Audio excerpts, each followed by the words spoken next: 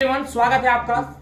मैं धर्मेंद्र सर आप सभी का वेलकम करता हूं। आज के सेशन में एक्टिव पैसिव का टॉपिक हम लोग शुरू करने वाले हैं। प्यारे साथियों, अगर हम बात करें, एक्टिव पैसिव एक ऐसा टॉपिक होता है जो कि एसएससी सीजीएल हुआ, स्टेनो हुआ, सीपीओ हुआ, एक चौथा हिस्सा रखता है अपने आप में। यानी अगर बात करें बच्चों, यहाँ पे एक बहुत बड़ा रोल निभाता है। अगर आंसर की बात करें तो चुटकियों में आंसर आप लोग सीखेंगे। यहाँ पे ना केवल हम बेसिक बताएंगे बल्कि एग्जाम्स में क्वेश्चंस कैसे पूछे गए इनके बारे में भी चर्चा करते हैं। तो बिना टाइम वेस्ट किए आइए फटाफट बताते बच्चे। एक्टिव पैसिव जो होते हैं टोटल 12 टेंस होते हैं। 12 में से 4 का एक्टिव पैसिव नहीं बनता है। किसका किसका? एक फ्यूचर कंटीन्यूअस का और एक तीनों परफेक्ट कंटीन्यूअस का। क्यों? क्योंकि वो खुद ही पैसिव वॉइस में होते हैं। कैसे पता चलेगा? जिस वर्ड में भी ई लगा हो, जिसके साथ बीन लगा हो, वो समझ लेना पैसिव वॉइस में ऑलरेडी दिया है यहाँ पे। यानी अगर मेरे प्यारे बच्चों, अगर हम बात करें एक्टिव पैसिव की शुरुआत की, तो हम जो शुरुआत करेंगे यहाँ पे, तो हमें एक्टिव पैसिव में सबसे पहले हम लोग यहाँ पे जो शुरुआत करेंगे सिंपल प्रेजेंट से शुरू करेंगे। तो शायद आप लोगों ने नाम सुना होगा बच्चे, यहाँ पे सिंपल प्रेजेंट का जो टॉपिक होता है ये बहुत प्यारा टॉपिक होता है। तो सिंपल प्रेजेंट का एक्टिव से पैसिव कैसे बनाते हैं हम आपको बताएंगे कि सिंपल प्रेजेंट का मतलब होता है जो रेगुलर और रूटीन को दिखाता है। जहां पे अगर हम बात करें तो एक बात याद रखिएगा सर, जहां पे सब्जेक्ट के साथ मेरे प्यारे बच्चों वर्ब का फर्स्ट फॉर्म दिया हो, और या बेटा वर्ब के फर्स्ट फॉर्म के अलावा मेन वर्ब में एस और एस दिया हो बेटा, उसी को हम लोग सिंपल प्रेजेंट टेंस कहते हैं। अगर आपसे कोई कहे कि इसका एक्टिव से पैसिव बनाना है तो इसका नियम क्या है, रूल क्या है, अगर इसके बारे में हम लोग चर्चा करेंगे तो एक्टिव वॉइस में होता क्या है कि सब जो इंसान अपना काम खुद से करता है, जैसे मैं आपको पढ़ा रहा हूं खुद से, तो वो एक्टिव वॉइस में है। अगर मेरे प्यारे बच्चों कि अगर मैं किसी के द्वारा, अगर आपके पेरेंट्स आके बोले कि मेरे बेटे को पढ़ाओ, किसी कहने पर अगर हम पढ़ा रहे हैं, एक्शन किसी के द्वारा हो रहा है, तो क्या हो गया बेटा? Passive voice. जब हम एक्टिव से पैसिव बनाते हैं तो हमें ध्यान रखना है कि जो सब्जेक्ट होता है उसको एक्सचेंज करना पड़ता है ऑब्जेक्ट से। तो हम लोग एक्सचेंज करेंगे तो इसको हम लोग बुलाएंगे, इधर आ जाएगा ऑब्जेक्ट, इधर आ जाएगा, और जैसे ही इधर आएगा बच्चों तो सिंपल प्रेजेंट का एक तरीका होता है प्यारे बच्चों कि हेल्पिंग वर्ब हमेशा हम लोग इज लगाते हैं बेटा, आर लगाते हैं या एम लगाते हैं, ये रूल है हमारा, राइट? Yes sir. और कुछ भी हो जाए कसम खा लेना कि वर्ब का थर्ड फॉर्म लगाएंगे, थर्ड फॉर्म और के द्वारा के लिए प्रीपोजिशन हम लोग बाय लगाएंगे, और बाय चूंकि एक प्रीपोजिशन होता है और इसीलिए बच्चों प्रीपोजिशन के बाद का जो केस होता है बेटा हमेशा ऑब्जेक्टिव केस होता है। तो यहाँ पे जो सब्जेक्ट होगा बच्चे यहाँ पे वो ऑब्जेक्टिव केस के रूप में होगा। ये बात आपको ध्यान देना है यहाँ पे। तो ये जो स्ट्रक्चर हम लोग ने बनाया है ये एक्चुअली में ये पैसिव वॉइस के लिए स्ट्रक्चर है, जैसा कि आप लोग यहाँ पे देख रहे हैं यहाँ पे कैमरे में। अगर हम बात करें बच्चों यहाँ पे, ये इज तब लगाते हैं बच्चों जब हमारा सब्जेक्ट सिंगुलर दिया होगा तब इज लगाते हैं। ध्यान रखना है, आर तब लगाते हैं जब सब्जेक्ट होगा प्लुरल, और आई के साथ हमेशा आपको क्या लगाना बच्चों यहाँ पे? एम लगाना। दो तीन बातें हम आपको सामने रखने चाह रहे हैं, आपको बताना चाह रहे हैं कि कभी भी मेरे प्यारे साथियों अगर वर्ब दिया है बेटा और वर्ब के जो पीछे जो वर्ड होता है उसको ऑब्जेक्ट कहते हैं, वर्ब के जो आगे होता है बच्चों उसको हम लोग सब्जेक्ट कहते हैं। Listen to me carefully, verb के जो आगे होता है सब्जेक्ट, वर्ब के जो पीछे होता है उसे हम ऑब्जेक्ट कहते हैं। दो बातें और ध्यान देना यहाँ पे, एक होता है बच्चों यहाँ पे सब्जेक्टिव केस, एक होता है बच्चों ऑब्जेक्टिव केस। अगर हम बात करें यहाँ पे, एक होता है सब्जेक्टिव केस और एक होता है हमारा ऑब्जेक्टिव केस। देखिए एससी का मतलब सब्जेक्टिव केस, इसको बोलते हैं ऑब्जेक्टिव केस। अगर यूं समझ लो कि दुनिया में जो चीजें आगे लिखी हुई हैं उसको सब्जेक्टिव केस कहेंगे, और जो चीजें पीछे लिखी हुई हैं उसको ऑब्जेक्टिव केस कहेंगे। जैसे मान लो हमने आगे लिख दिया आई, तो ये सब्जेक्टिव केस है। अगर हमने पीछे लिखा तो यहाँ पे मी हो गया, ऑब्जेक्टिव केस हो गया। सिमिलरली अगर हम बात करें बच्चों वी दिया बेटा, तो वी का ऑब्जेक्टिव केस क्या होगा बेटा? खुद ही बोलिएगा बच्चे यहाँ पे। अगर यहाँ पे सी लिखा है मेरे प्यारे बच्चों, तो सी से क्या बनेगा? हर। अच्छा बताओ बेटा, अगर लड़का है ही कर रहा है तो यहाँ पे क्या आ जाएगा? ही का क्या होगा बच्चे? हिम। और बच्चों अगर आपसे कोई कहे हमें पैसा दे, तो गांव में देखो बड़ा इज्जत से पैसा मांगते हैं, देका देम, पैसा देम।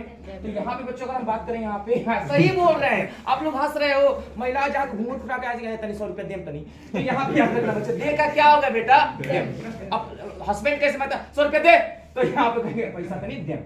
तो ये हमारा सब्जेक्टिव केस और ऑब्जेक्टिव केस हो गया बच्चों। वहीं पर अगर हम बात करें आपसे कि ईट दिया बेटा, ईट का ऑब्जेक्टिव केस क्या था बच्चों? ईट होता है। तो जो अगवा दिया है ये सब्जेक्टिव केस, और जो पिछवा दिया है ये ऑब्जेक्टिव केस। यानी ऑब्जेक्टिव केस का जो यूज करते हैं बच्चों हमेशा प्रीपोजिशन की बात करते हैं। ध्यान दीजिएगा।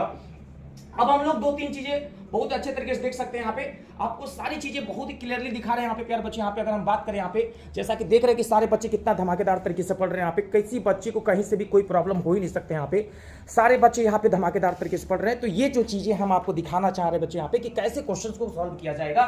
सब्जेक्टिव केस पता चल गया, ऑब्जेक्टिव केस हमें पता चल गया। अब हम आप लोगों से छोटा सा रिक्वेस्ट करते हैं कि एक्टिव से पैसे में बनाना है। छोटा सा प्यारा सा नन्हा सा सवाल पहले लेके आएंगे बच्चे यहाँ पे, और आई बनाते हैं बच्चों। क्वेश्चन दिया है बच्चे यहाँ पे सी, बात समझिएगा बच्चे, यहाँ पे लिखा है यहाँ पे सी, बात समझिएगा, और यहाँ पे लिखा है बच्चे यहाँ पे सी नोज, KNOWS, सी नोज मी। अब हमारे पास आया है बच्चे, ये दिया है एक्टिव वॉइस में, आपको पता चल गया। सुनिएगा सर, जो आगे होता है ये सब्जेक्ट हो गया। Yes sir. और ये वर्ब का एस और एस वाला फॉर्म है V5। जी सर। जो वर्ब के पीछे होता है ऑब्जेक्ट। ऑब्जेक्ट। इतनी बात समझ में आ गई सर? बोलो हाँ है ना? Yes sir. और एक्टिव से पैसिव बनाते समय बच्चों ऑब्जेक्ट इधर बुलाएंगे, इधर आ जाओ मेरे भाई, इधर इसको ऐसे बुलाओगे, इसको बुलाने के यस बाद सर। यहाँ पे क्या हो जाएगा? मी का आई हो जाएगा। मैं अपने तरफ से नहीं कह रहा हूँ, ये रूल है। देखो यहाँ पे बेटा मी पीछे रहेगा तो आगे आएगा तो क्या होगा बेटा? आई। पीछे रहेगा तो मी और आगे आएगा तो क्या होगा बेटा? आई। तो आई के बाद हम लोग एम। लिखेंगे, मैंने लिखा था बेटा आई के साथ क्या लगाएंगे बेटा? एम। तो बच्चों मैंने यहाँ पे एम लिख दिया। सभी बच्चों क्लियर है? बोलो हाँ है ना? बेटा एम के बाद मेरे प्यारे बाबू बताओ वर्ड का कौन सा फॉर्म? Third form. अब बताओ बेटा, नोन। क्या होता है? नोन। क्या होता है बेटा? बोलो नोन। इतनी बात समझ में आ गई? अब बताओ मैम आगे क्या लिखेंगे? बाई। बोलो मैम क्या लगा दें? बाई। फिर से बोलो बाई। गलत बात, बाई नहीं लगाएंगे, टू लगाएंगे, यही बर्बाद कर हाँ देगा। सर, नोन के साथ आपको ध्यान preposition। देना है, आपको पता है एक्सेप्शन है। हाँ सर। कि नोन के साथ ओब्लाइज के साथ हमेशा टू लगता है। और यही चीज मैं आपको समझाना चाहता हूँ।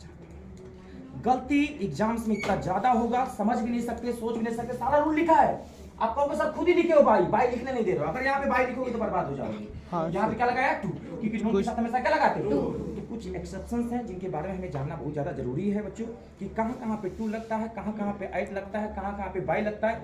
अगर ये जानकारी हमें नहीं है तो हमेशा हम लोग गलत करके चले आएंगे। यही चीज मैं आपको समझाना चाह रहा हूँ। दिल्ली मुखर्जी नगर में जब मैं पढ़ा रहा था तो बहुत सारे बच्चे एग्जाम से पहले इतना ज्यादा प्रैक्टिस किए थे गलत, उनको मैंने जाके सही कराया कि बेटा ये चीजें एक्सेप्शनल ज्यादा पूछी जाती है, रूल्स कम पूछे जाते हैं, रूल्स पे ज्यादा फोकस नहीं करना है, जो चीजें टफ लगे वही पढ़ना है आप लोगों को, ध्यान रखना बेटा यहाँ पे। तो बच्चों हम लोग यहाँ पे लिखेंगे नोट करके, और यहाँ पे समझिए बच्चों कहाँ कहाँ पे बाई नहीं लगाते। हालांकि 95% आपको बाई ही लगाना है, हाँ सर, लेकिन 5% जो एक्सेप्शन है उनको हम लोग अलग अलग करके लिखते चलेंगे, है कि नहीं सर? तो फायदा होगा। तो बच्चों अगर आपसे कोई पूछेगा सर बाई की जगह पे टू लगाते हैं, कब कब लगाते हैं? नोन के साथ। बोलो बच्चों किसके साथ? नोन। और बच्चों एक और वर्ड आता है ओब्लाइज, नाम सुना होगा बेटा आप लोगों ने। हाँ सर। इसका मतलब होता है बेटा आज्ञा का पालन करना। क्या होता है बेटा? आज्ञा का पालन करना। के साथ क्या लगाएंगे बच्चों? टू लगेगा। क्या नहीं लगाएंगे बेटा?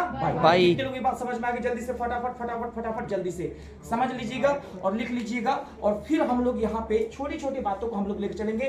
तो सिंपल प्रेजेंट टेंस का active passive banana I hope कि सबको समझ में आ गया होगा। मैं एक क्विक रिवीजन कराता हूँ बच्चों। आज के सेशन में हमने देखा कि अगर वर्ब का फर्स्ट फॉर्म और एस और ईएस वाला फॉर्म दिया हो, V5 का मतलब अगर आप कोई जानना चाहता है कि होता क्या है साथियों, तो मुख्य वर्ब का फर्स्ट फॉर्म है, उसमें अगर आप एस ईएस या बच्चों IES लगाते हो बेटा, उसी को V5 कहा जाता है। हालांकि इसका यूज बच्चों सिंगुलर सब्जेक्ट के लिए किया जाता है, और वर्ब का जो फर्स्ट फॉर्म होता है वो हमेशा प्लूरल सब्जेक्ट के लिए किया जाता है। हालांकि मैंने आपको सामने रखा है यहाँ पे इज आर एम लगाना है एक्टिव से पैसिव बनाते समय, सदैव वर्ब का थर्ड फॉर्म लगाना है। जनरली हम लोग बाई लगाते हैं, लेकिन एक जगह बच्चों याद रखना है, यहाँ पे टू लगाते हैं ओब्लाइज्ड के साथ, और नोन के साथ टू लगाते हैं, बाई नहीं लगाते। इस तरह से आप सारे क्वेश्चन का आसानी से आंसर दे सकते हैं।